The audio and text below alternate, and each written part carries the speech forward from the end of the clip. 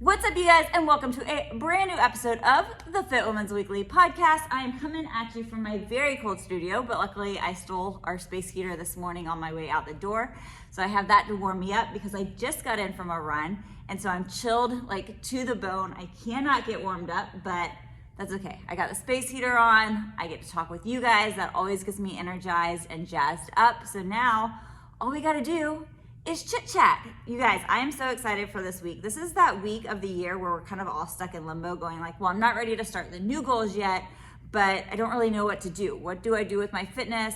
You know, I'm kind of off my normal routine of things. And for me personally, I'm taking this as a deload week, almost like a vacation week. I don't take a lot of time off from my workouts during the year. And so this week, my husband is taking a couple of days off from work. We're just kind of enjoying sleeping in a little bit later and cutting back. I'm only teaching one class per day here at the studio. So instead of working out 3 times a day, I'm working out once a day, which feels really, really good. And then starting next week, we'll be able to hit the ground running. But one tip that I do want to give you guys, if you're stuck in limbo going like, I'm not ready to start my goals, but I don't know what I should be doing this week, what I would say to you is prep. Treat this week as if you treat a Sunday where you're doing a little bit of meal prep. What can you do with your life or your house in order to help yourself start working towards goals if you have set goals that you want to do for the new year?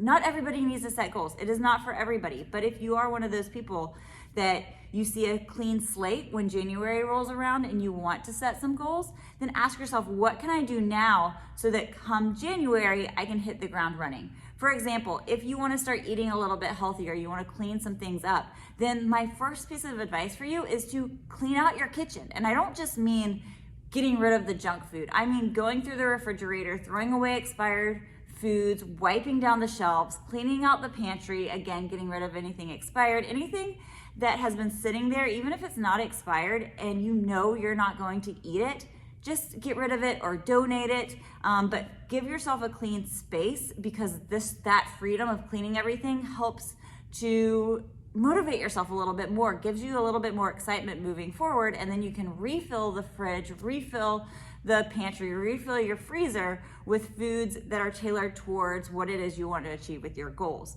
If you want to work out and you're like, I need to start a new strength program, I need to start, I don't know, maybe you have a half marathon that you want to start training for. Start going ahead and mapping out your plan. Go ahead and have your program set in stone. So if you want to get stronger, if you want to change your body composition, sign up. Go ahead now and sign up for the Start Strong program, which I am changing things up a little bit. Instead of just making it so that you can go sign up, I do have an application process. So that way, if you're a little nervous of like, I don't know what to expect, I don't know if this is the right thing for me, I don't know if I can physically handle it, then if you click the application down in the show notes, you can find out more about the challenge, but you'll fill out a quick little questionnaire and then together, you and I can decide if this is the right program for you. So that would be huge. You can go ahead and figure out, okay, I have these strength goals. What do I need to do with my program in order to hit those strength goals? And for most people, signing up for a program or signing up with a personal trainer would be the first step to that. Maybe you don't have a fitness or health goal and your goal is to read a brand new book every single month.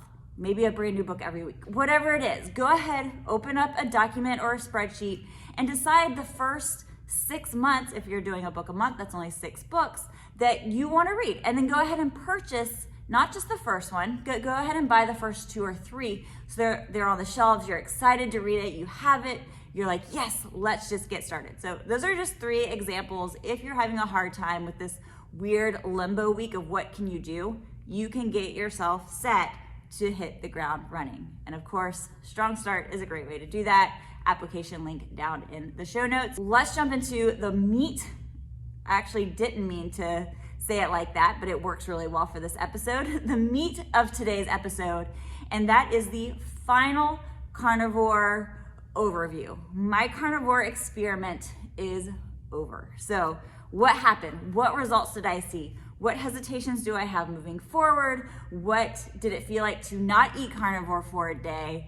And what will my nutrition look like as I move into a new year and I move out of this phase? Will I move out of this phase? I've already done one recap a few weeks ago explaining a little bit of why I did this. So if you haven't listened to that one, go back and do that. But it has been officially 9 weeks of solid carnivore diet.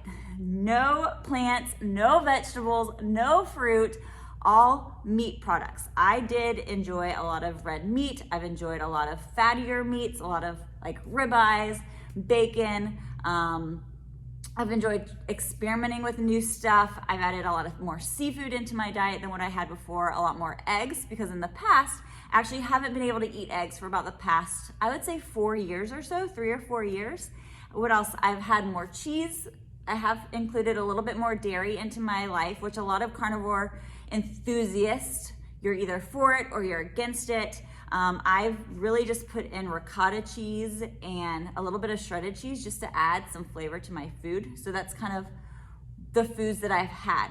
Most people have asked, what does a day of eating look like? So for me, during this 9-week period, my day started more in a fast, and that was just because I'm just not hungry. I've been doing it for so long where I don't really eat much in the morning. But I would have some like coffee with some MCT oil in it, or some butter in it, mostly a little bit of collagen, just to add a little bit of calories since I do work out in the morning, and some flavor. And then my first big meal of the day would come around 11 a.m. This is the same schedule that I've been eating for the past, I don't know, 3 years now, and I just kept it this way. There has been one change, and I'll explain in just a second. So at 11, I would eat my first big meal, which a lot of times was anywhere, I would say, from 10 to 16 ounces of meat, mostly red meat, or I'd have some eggs or some sausage. I did a lot of ground meat, which was always 80%, and a lot of sausage ground together, and I would mix that a lot of times with smoked oysters, which sounds so weird, but it's actually really delicious, or steak. And then that in itself, that meal would come anywhere between 800 calories to 1,300 calories, just depending on the day and the type of meat that I ate that day. So that in itself was a much larger meal than I'm used to before this carnivore experiment. And because of that more dense caloric heavy meal, I no longer felt the need to have a protein shake in the afternoon. Before I started the carnivore experiment, I was always having a protein shake between 2 or 3 p.m. before I would come back to the studio for my afternoon sessions. And I just didn't need it. First I thought that I would. And so I was a little nervous of like, what am I gonna eat in the afternoon? But I quickly realized just how full I was, and that I didn't need it. And so then I can go now and to dinner time, which we normally eat around 7. And that's really a very similar meal to what I have at lunch. I am someone that likes variety, so I'm never gonna have just a steak. A lot of times I would have either a steak with some sausage, or a steak with some eggs, steak with some chicken even. I didn't eat too much chicken breast just because it's so low in nutrients. Like, yes, it's high in protein, but it really doesn't have that much more. It doesn't have fat, doesn't have a lot of vitamins or minerals, it doesn't have the B vitamins. So I ate a lot more red meat than what I was used to, and that would be dinner, and that would be about another 800 to 1,300 calories, depending again on the cuts of meat that I would have. And then that would fill me up until the next day. If I was really craving something sweet at nighttime, I would have a collagen hot coffee, or a hot cocoa, where I have Vital Proteins chocolate collagen, and I would mix some of that with some whole milk and water and cook it up like hot chocolate, and it's actually super delicious. I would even make some using full heavy whipping cream. I would make some whipped cream, stick that on top. So freaking good. As far as vitamins, I did have one multivitamin a day, and then I would also include my athletic greens. Not every single day on my athletic greens, but every once in a while, because I do think it is important to get the whole micronutrients in there. A lot of people have asked if I'm worried about being deficient in a vitamin or a mineral, which we are gonna talk about in just a second with the carnivore diet.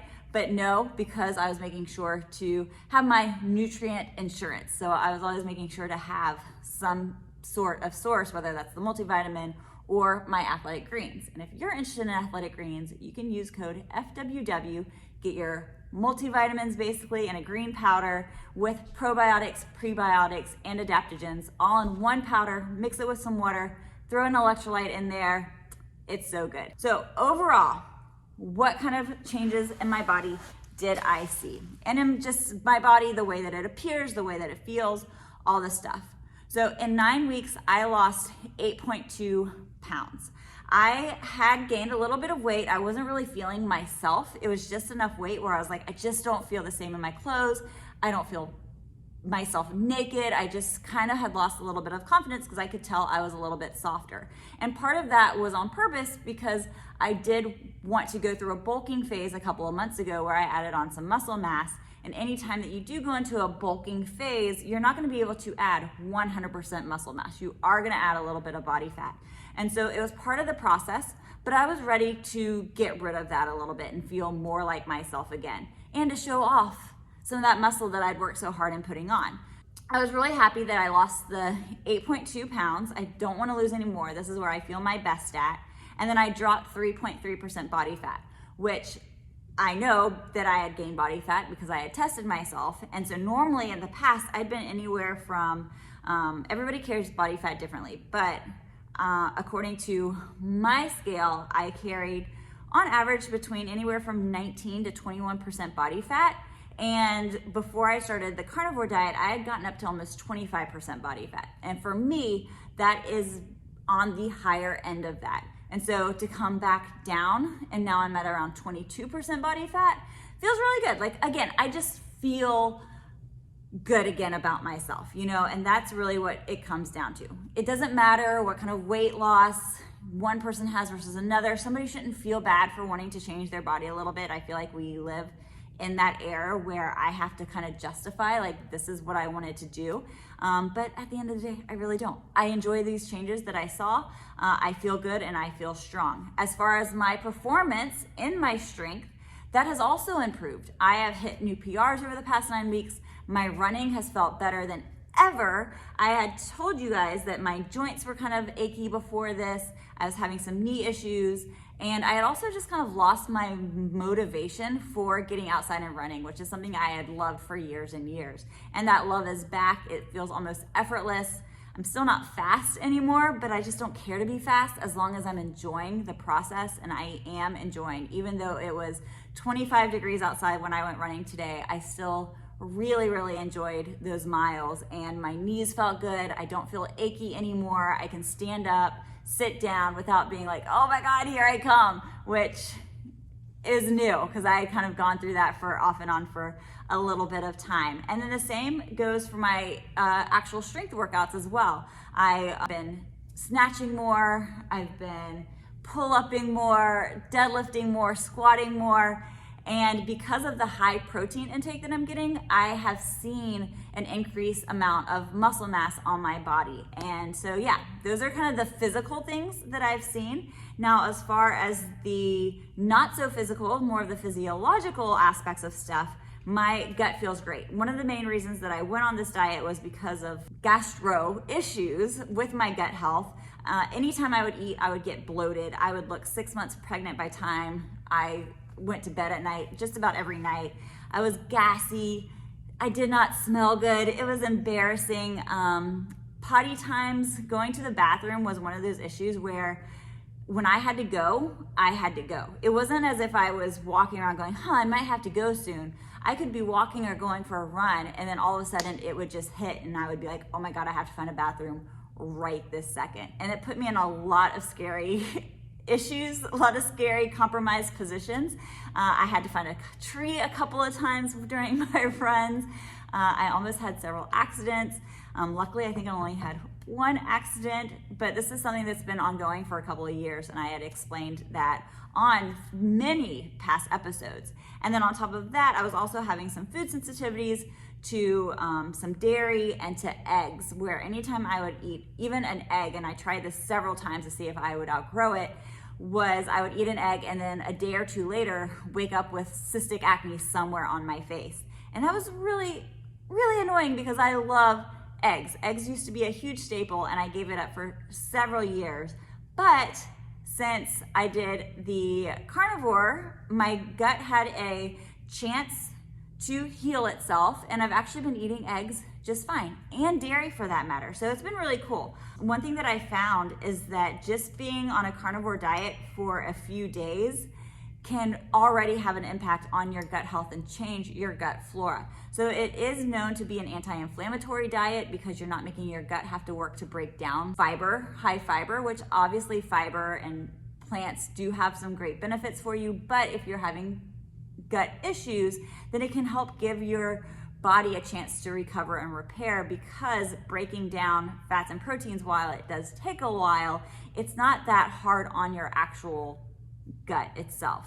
So that was really, really cool to see. People have kept asking, do I think that it's healthy to eat as much red meat? And the data shows, yes, eating red meat is no longer linked to certain health issues like diabetes, high cholesterol, stroke, heart disease. What was going on in the past is that it was this big umbrella where they weren't really looking at causation. A lot of the science, going back to previous research, would just look and be like, this person eats a lot of red meat, they've had a heart attack, it must be associated. But what was really the issue was that red meat had this shade put over it where you should eat it. So healthy people weren't eating the red meat, they were eating more of the chicken, right, and the leaner stuff. And then the people that were eating more of the red meat were also at a higher risk for drinking more, smoking more, eating more processed foods.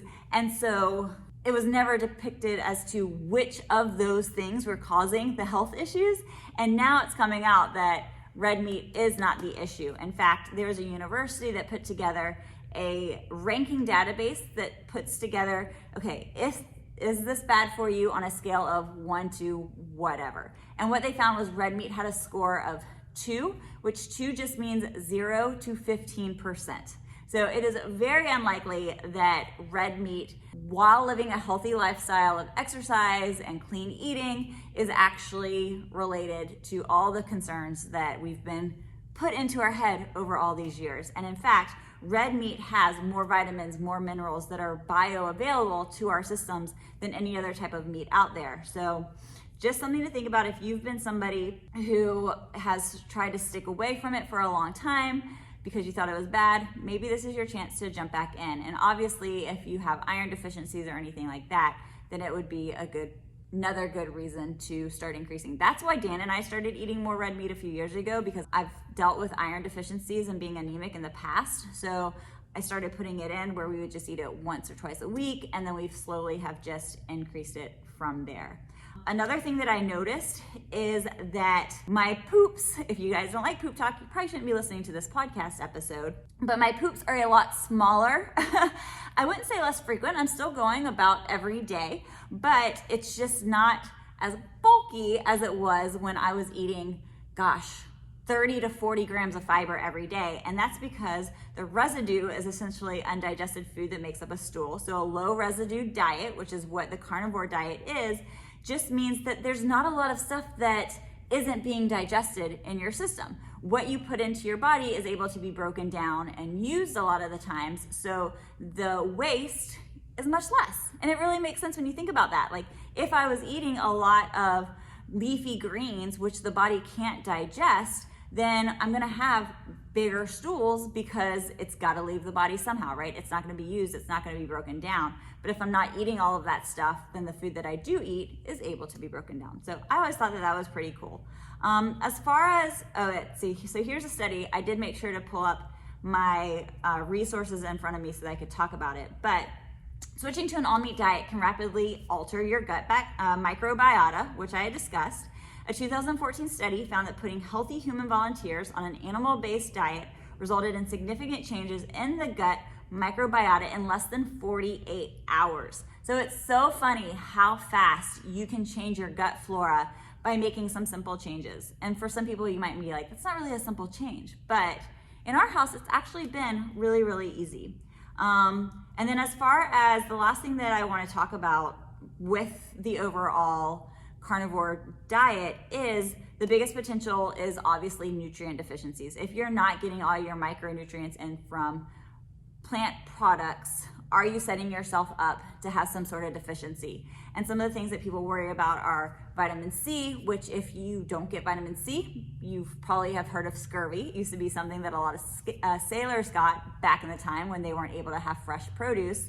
So vitamin C, vitamin E, vitamin K2, and calcium. However, if you enjoy organ meats, which I do try to get in organ meats, then a lot of those things can be introduced into your diet that way.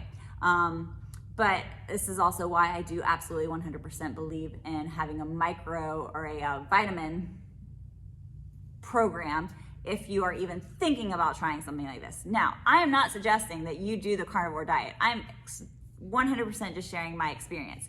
If you're curious about it, maybe talk to your doctor, talk to a nutritionist. I'm happy to talk to you more on a one-on-one basis to answer some of the pros and cons if you would like, but this is just some of the things to absolutely think about. But if you take in dairy, obviously you're gonna get in calcium, as well as organ meats can definitely help you get your vitamin K2 and your calcium. And so, yeah, that's about it. Now, what other things did I experience over this time?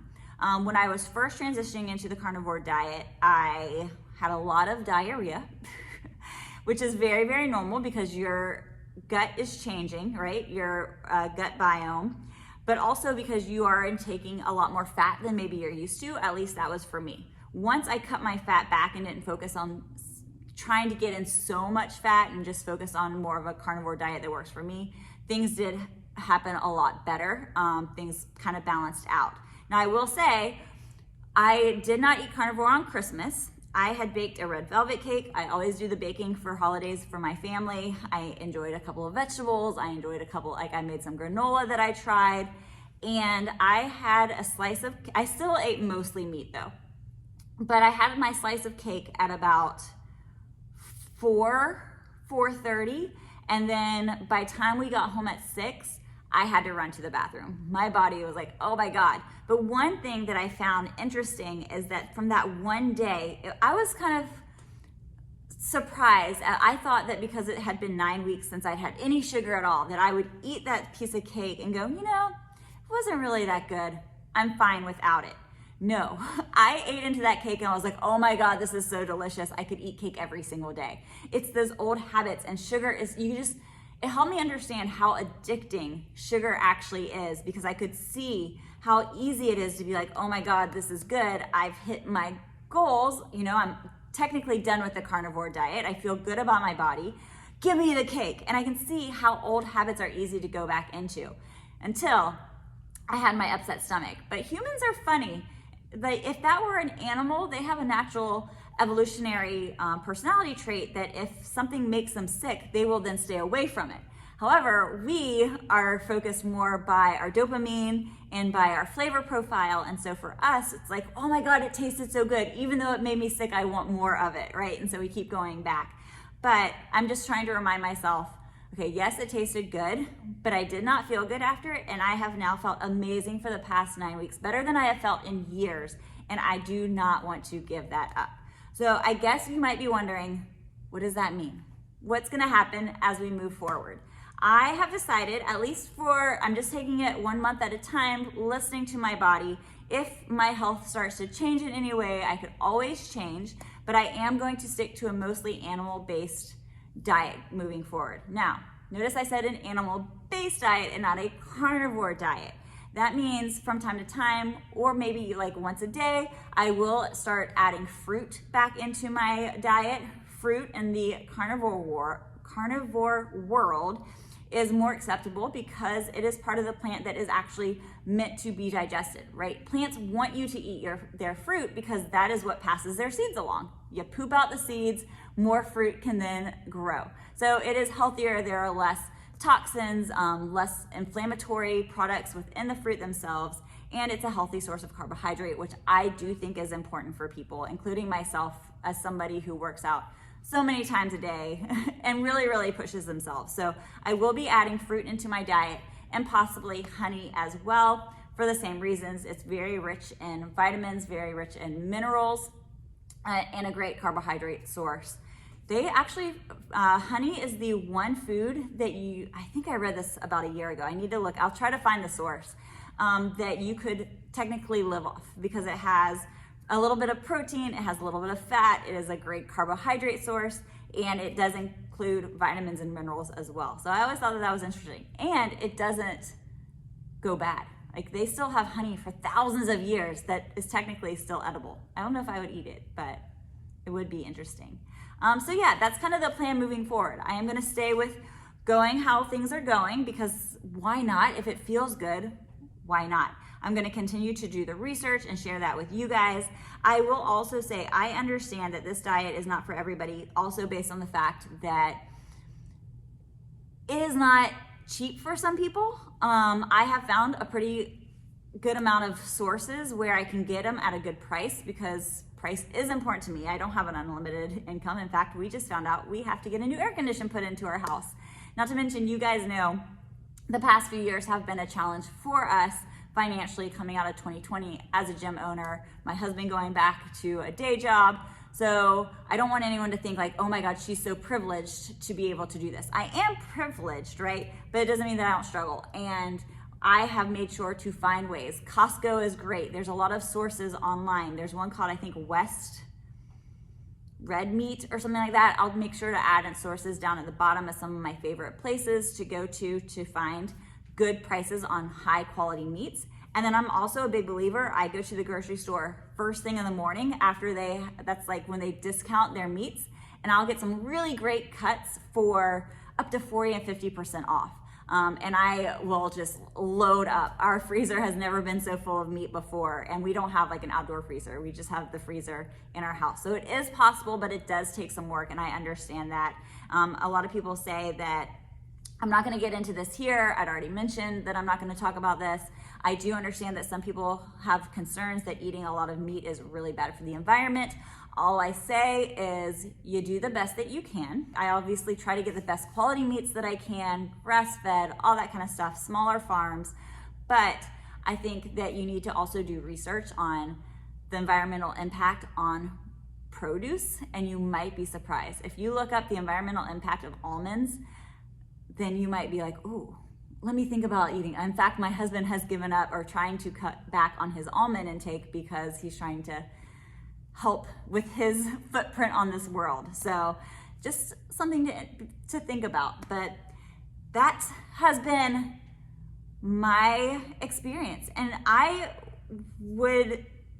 can't help but say I am very surprised at myself, and I'm very proud of myself, of the discipline that I was able to do. I hope that if anything, you guys take this as you can do hard things. I don't expect anyone to do something like this. This is very extreme, obviously.